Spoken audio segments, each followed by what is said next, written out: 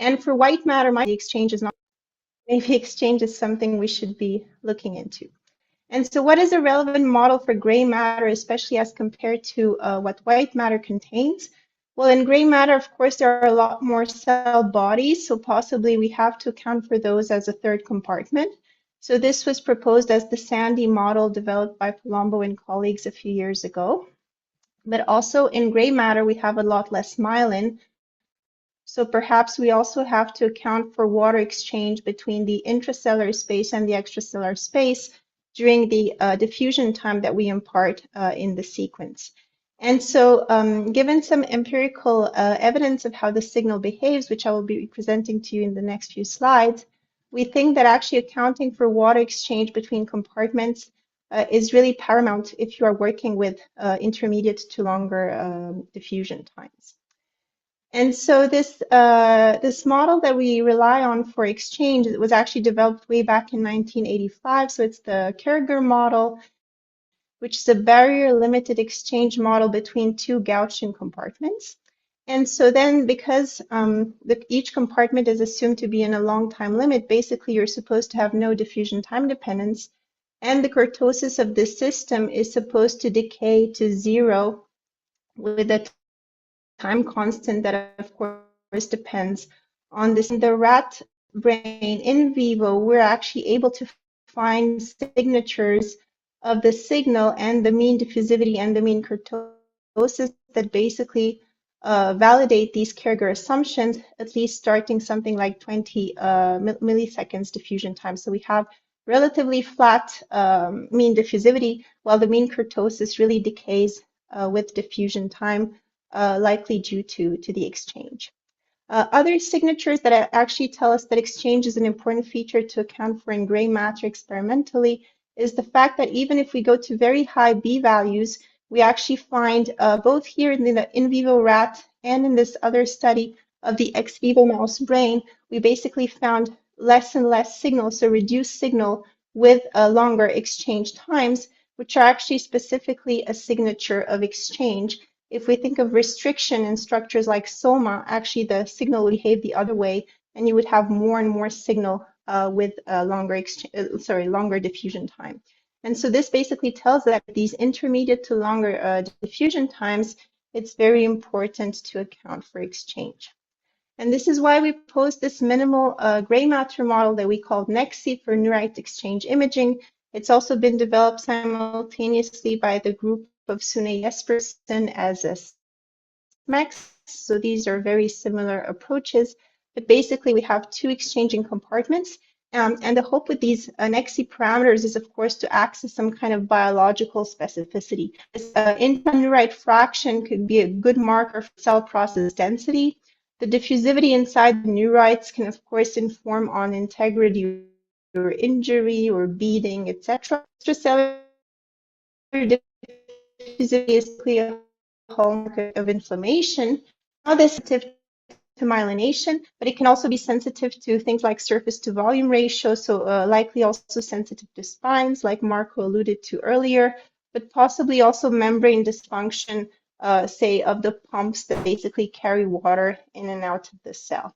What is very important about this model is that because we are estimating a dynamic process, which is the exchange, basically it kind of stands to reason that we cannot just go with a typical multi-shell acquisition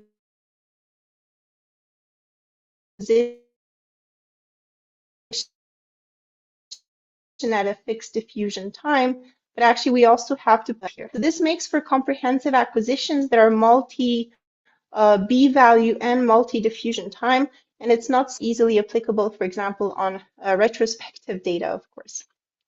So coming to the theme of ultra-strong gradients, we think a lot of the connectome, and I'll come to that, of course, but there are also very strong gradients on preclinical systems. So this NEXI model, because, yeah, so basically these B value and diffusion time space with a lot of freedom because we have a lot of G amplitude.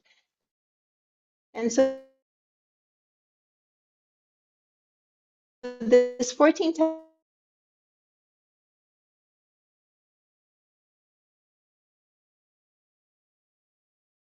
Tesla system at EPFL, actually, a few years ago, we produced during this B-value and diffusion time range.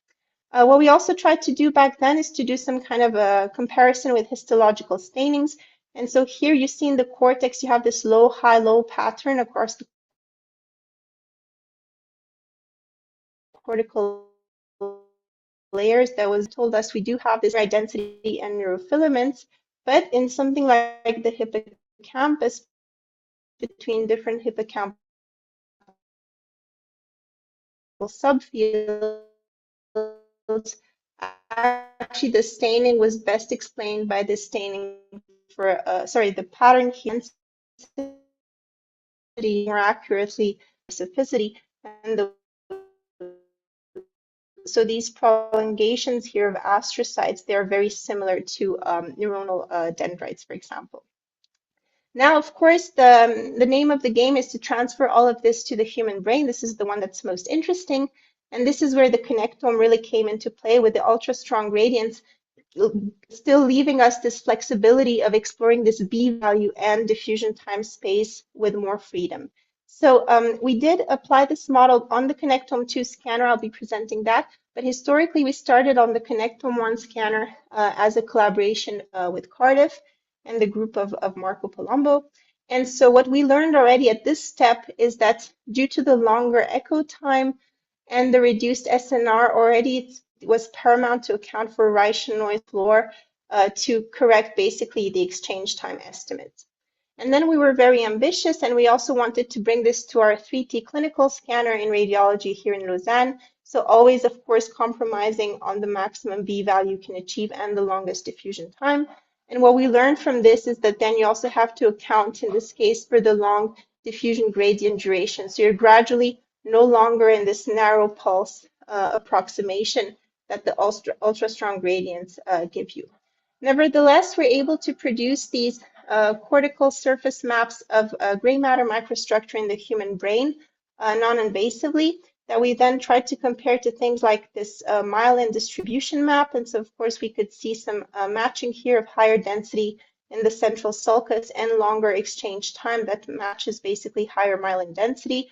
Also valid for the occipital lobe here, but maybe other patterns were not as one-to-one matching, say, for example, here in the temporal lobe. So likely this exchange time also has other dependencies than just myelination. What we also learned from this study on the Connectome 1 is that we have very nice repeatability of the cortical ribbon estimates. So for example, we had much better like between session agreement of the same subject as between subject agreement. So this means we are sensitive to subject specific features of the microstructure, both in the neurite fraction and the estimated exchange time. And then coming back to this Riccian mean correction, this is really nice demonstration here. So these are the measured data points. So your higher values are here because this is as 1 over square root of B. And you can see actually that without the noise floor correction, basically the model doesn't necessarily fit the data very well. When we much better capture here this finite plateau of the Riccian floor, if we actually account for this Riccian mean directly in the model. And maybe even more importantly, the exchange time estimates are heavily affected whether you correct for this Riccian mean or not. So just be aware that if you're in a limited SNR scenario, this is really a very important step to account for. And you can get it from just deriving your noise map from the, say, MPPCA denoising step. This is another study looking also at the Riccian mean correction. This is work from Hongxi Li at MGH and colleagues. So comparing here Connectome 2 to Connectome 1, and to some extent dumbing down the performance of the Connectome 2 to make it Connectome 1-like, and see what the gain of the Connectome 2 really is. And of course, it's paramount in terms of SNR and again, access to shorter diffusion times and higher B values. But what they also showed is that without this Riccian mean correction, basically you also have a strong bias here in the exchange time estimated from the Connectome 1 protocol as compared to the Connectome 2. Whereas if you correct for this Riccian mean effect, you have much better agreement between the two kinds of protocols. And then because we have to sample this diffusion time and b-value space very comprehensively, of course, we are all stuck with very long acquisition times that for now maybe sort of slow down a bit the clinical translation of this model. So we're talking 30 minutes of diffusion acquisition. I think it's very important to work on time reduction, but in a sort of informed way. And so this is a collaboration we did with MGH and Birkin Bilgic and Susie Wang in particular. So one of my PhD students, Quentin Hull, whose entire thesis was on Nexi, spent 9 months at MGH working on Connectome 2. And so he basically developed this an initial protocol that was quite comprehensive and basically allowed for all the capabilities of Connectome 2, but tried to reduce it remove it every step, the measurement that least contributed to the Nexi estimations. So basically, he reduced the initial protocol time half, so really keeping half the measurements and making this down to less than 15 minutes scan time. Then he also performed a similar optimization using more regular weighted CRL as compared to this machine learning approach using SHAP values. And we actually converged to very similar protocols. So this was very encouraging. And then we also compared to 2 other kinds of minimal protocols that were more heuristic, where one we just said, okay, we keep a maximum amplitude of diffusion time range here. And another one where we also tried to keep some kind of short diffusion time multi-shell scan that would be compatible, say, with a Sandy estimation. And so then if we compare the Nexi estimates between the full protocol and these reduced versions versus some heuristic way of reducing your protocol, we actually see the value of doing this in an informed way because these maps are basically highly comparable to the full protocol when you're really working with half the scan time, whereas the other protocol reductions actually yielded quite different surface maps here for Nexi. And then coming back to this kind of biological pseudo-validation, what does this exchange time really depend on? I think this is also very important now for porting this method to, for example, patients and then making interpretations about pathology. So we tried to look at the correspondence of cortical values with myelin water fraction, also estimated in the cortex. And actually, we were quite, well, pleased, but also, I mean, we didn't expect anything, but it kind of made sense that among the Nexi parameters, basically the one that best corresponds to the myelin water fraction was actually the exchange time. So there is a pronounced effect of myelin in the cortex on this exchange time.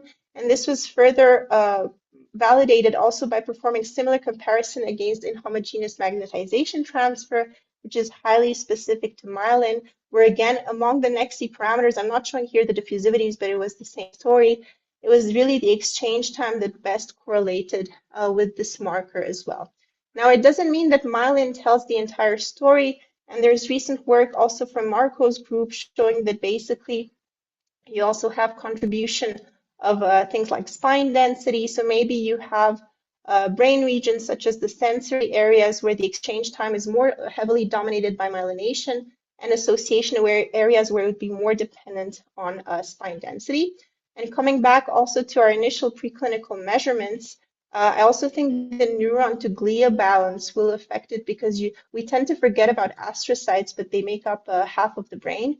And so I think they also have an influence because they're typically more permeable than neurons. And so the take-home messages would be that to estimate the exchange time, you really need an acquisition of multi-B and multi-diffusion time data. And ultra-high gradients actually give us most flexibility in exploring this acquisition scheme. And the Reich mean correction is absolutely mandatory in limited SNR situations. And on these ultra-high gradient systems, a minimal protocol can be established either with CRLB or XAI approaches. Currently, we're down to 40 minutes of scan time, and this has to now be tested on clinical systems with weaker gradients. And finally, cortical microstructure contributions to exchange time are still under investigations. We can use the experimental flexibility of the Connectome 2 as a great candidate for these research questions. Future work should also focus finally on modeling exchange and restriction. So coming back to the soma compartment jointly. So for now, either you model the soma using Sandy or you model the exchange using Nexi. Ideally, we want, of course, to account for both. But right now, we don't have a stable model that we can propose that can estimate all these parameters at once. And thank you very much for listening.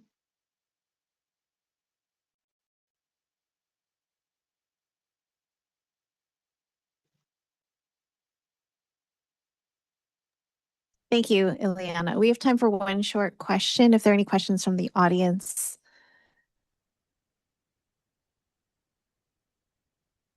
I had a quick question, Ileana, just about the differences in kind of the validation approaches or the pseudo-validation.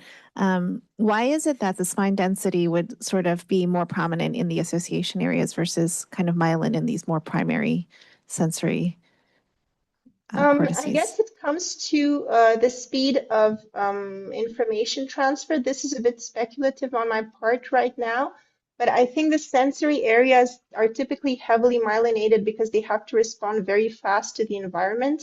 And the association areas that maybe do like higher order neural processing, they are typically less myelinated, but maybe there the connections and the spine density actually come into play more. But this is my take as a non-biologist. Yeah. No, that's very exciting. Cool. Thank you very So much. Let me stop sharing.